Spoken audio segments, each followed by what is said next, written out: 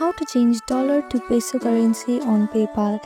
If you want to change your currency to peso, then follow these instructions. First, make sure that you have downloaded PayPal on your phone. If you are iPhone user, you can find this app on App Store, and if you are Android user, go to Play Store and you can download it from there. After that, click on search bar and open PayPal. Now make sure to log into your account. After you log into your account, you can see this home page, and here on the bottom you can see the send/request option. Click on it. Now on the search bar, type in the name that you want to send money to.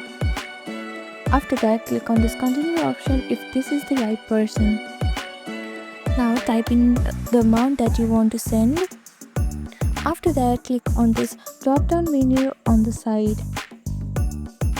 Here, choose this Argentine peso option. Now you will be directed to this page, and here you can see that the sending money and the receiving amount of money in Argentine peso. After that, click on next and you can send the money in peso. Thank you for watching this video. Please do not forget to like, share and subscribe to our channel, and comment down below if you have any other queries. Thank you.